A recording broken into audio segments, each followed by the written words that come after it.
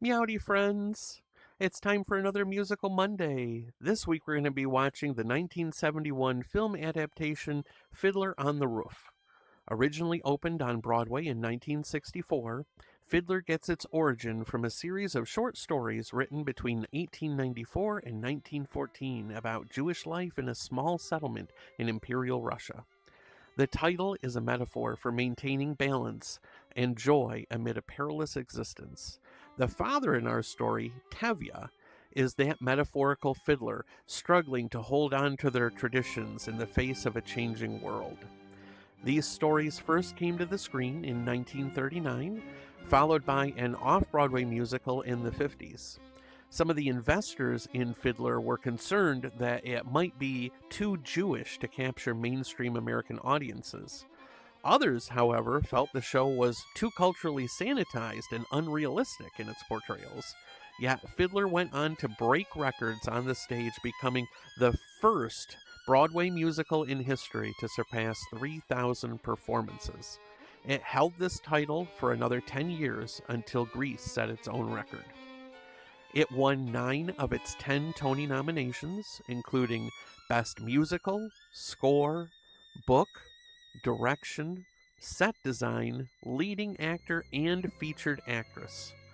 The film we'll be watching is directed by Norman Jewison, an acclaimed Canadian filmmaker known also for the film adaptation of Jesus Christ Superstar, as well as hits like Rollerball, The Thomas Crown Affair, In the Heat of the Night, and Moonstruck. Jewison's vision for this film was to be a grittier, more realistic depiction of Anatevka than the colorful stage version. The film was nominated for 8 Oscars, winning 3 for Best Cinematography, Sound, and Score adaptation by none other than the incomparable John Williams. Here are a few fun facts to keep in mind while watching with us, or if you're watching on your own. The director makes his own cameo in Tevye's dream sequence, voicing the rabbi who sings Mazel Tov, Mazel Tov. You're also going to see a cart horse throughout the film. Now, this horse was purchased from a stable that was destined for the glue factory. So at the end of filming, director Jewison rescued the horse and paid a local farmer to take care of him for the rest of his natural life, which turned out to be another 3 years. Also, before filming, Jewison told director of photography Oswald Morris, a man known for shooting films in uncommon ways, that he wanted the film shot in an earthy tone, motioning to a woman's brown nylon hosiery.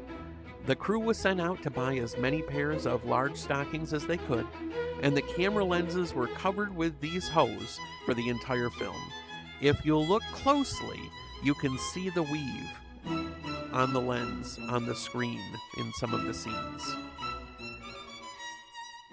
So, join us this Monday, August 17 at 7:30 p.m. Eastern Standard Time in VR Chat's Popcorn Palace as Clownies Cuties presents this classic movie musical, Fiddler on the Roof.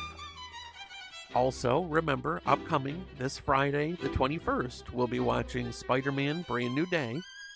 Sunday, of course, we'll be back at the Mango Flange for karaoke. And next Monday, we're going to be watching the 2002 film adaptation of Chicago. Until next time, this is Rick, aka RC Clowney, and I'm going to see you at the movies.